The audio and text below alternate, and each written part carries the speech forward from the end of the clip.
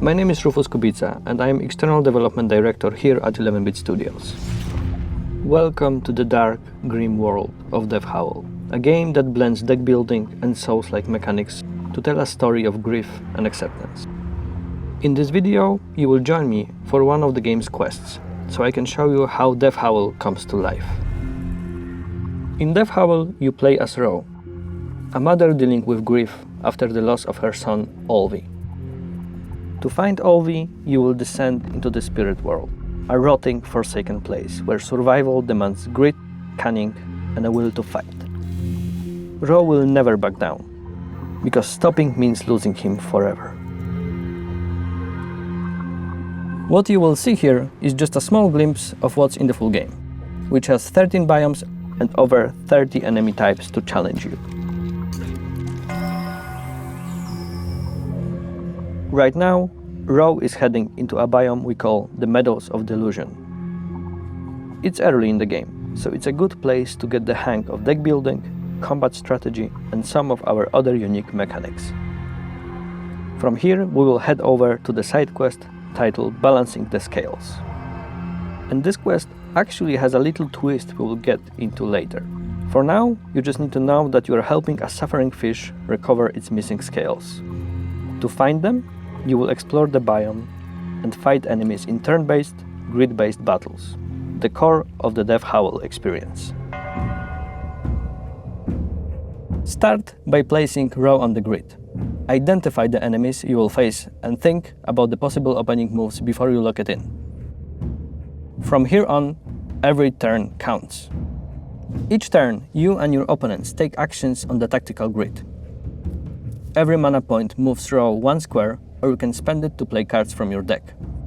You decide whether to act right away or hold your position to avoid danger. Step into the enemy's attack range and they will use their own tricks against you. Gloomcrog, this frog-like creature, can lash out with its tongue and pull you in. Slopslack can poison Howl and hide behind its shell to block your attacks. Like any game with Souls-like elements, Howl is about learning enemy patterns. Every fight teaches you something about your enemies, your strategy, and the path forward, even if you have to fail a few times to get there. This is just the beginning. Later on, the combat opens up into wild, creative combos that can turn the tide in a single turn. Take Triple Strike. On its own, it's just 3 damage, so it's not extremely impressive, especially since you need to discard 2 cards to play it. But then add Enchant Weapon, which adds 1 damage to your next attack. And then follow up with Lightning Strike, which deals 2 damage for every card discarded. And suddenly, that small move becomes a devastating chain reaction that can wipe out enemies in a single play. Combat in Howl is meant to be challenging. In every fight, you are juggling movement, ranged and melee attacks, enemy positioning, and what attacks may be used next. Understanding your enemies is key, and rethinking your approach to a tough fight is part of the experience. After a battle, pick up any dropped materials, and in a few moments we will show you how it influences your deck. The game is open world, but progress is mostly gated by combat encounters between sacred groves, which act as your save points. Any health you lose between groves is gone until you reach the next one, so managing it is critical. Cards are crafted from materials and the titular howls you earn by defeating enemies. Materials can also be found in the world, so pay attention to your surroundings, complete side quests, and gather what you can. Each card has its own cost, effect, and synergies.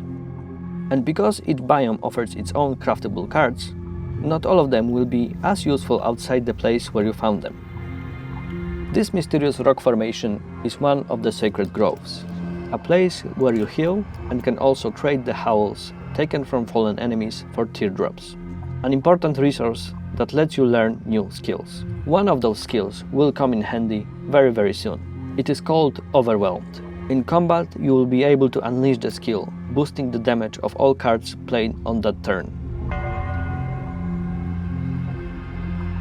Here you can also grab the first fish scale for our side quest. And now let us head into the next fight to see why that matters. This time you are facing some new opponents.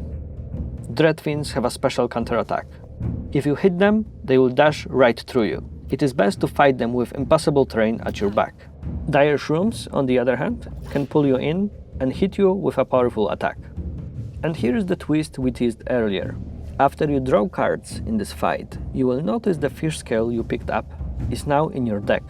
It can be quite useful in certain circumstances, but it is taking up an extra slot in your draw, and if you don't play it, it stays in your hand. Add in other surplus cards like Wound, inflicted by certain attacks, and your deck can get clogged pretty fast. This is where Overwhelmed can become particularly useful. It adds 1 damage to every attack on this turn, which can make up for the cards that are missing in your hand due to having fish scales. Using cards like Aim for the Heart, which is available early on in the game and which is dealing 3 damage, can become a lethal tactic thanks to the little bit of extra power coming from Overwhelmed. After the fight, another fish scale gets added to your deck. Let's move on.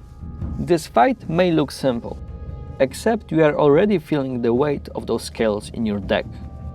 Since we know these enemies, let's focus on another strategy: chaining cards to get the most out of them. Let's start with the first strike. Use it before the enemy acts and you will get 2 mana back, enough to attack again right away. With the mana we got back, we can use Distraction to get close to the enemy and then Sharpen Weapon to make an even more powerful card combo. And finally, we use Furious Strike. It starts at 4 mana, but every card you play on this turn reduces its cost by 1. Play it at the end of the chain, when its cost has dropped, to hit hard with maximum impact for minimal cost. Now we head southwest, adding more scales to our pockets. Let us take a quick detour here. The world of Death Howl offers many points of interest like this, enriching the story or simply serving as a curious distraction along the way. Balancing the scales quest is almost done, so let's jump into the final encounter. You are up against an Elder Dreadfin, a regular Dreadfin, and a Gloomcroak. The Elder is fast and hits hard, so keep your distance and be very careful.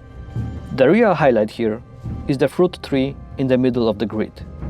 If you open with Quick Strike on the Dreadfin, it will get knocked back 2 spaces into the tree.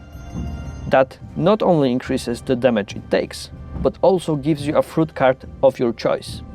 These can poison an enemy, fill your mana, or give you more cards to play. Watch for terrain features like this. They can add another tactical layer to your fights. We will skip ahead to the end of the fight. The reward? The final fish scale. Time to return it to its owner. The fish finally has its scales back, and along with the hefty rewards, we have freed up some much needed space in our deck. Let's take a look at what we have earned. First, more precious teardrops. Since we already have Overwhelmed, we could upgrade it or explore other abilities Rogue can learn.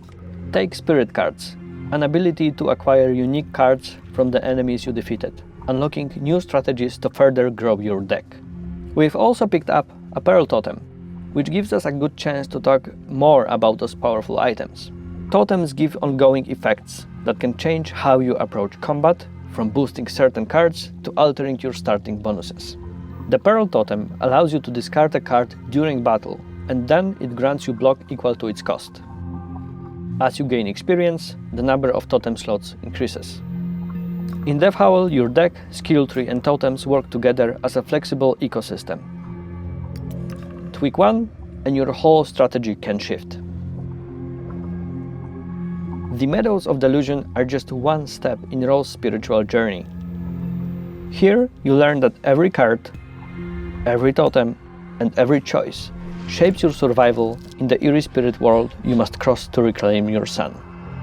What happens in the end? Well, you can discover for yourself in the full game. Don't forget to wishlist the Howl on Steam and get ready for a deck building experience like no other.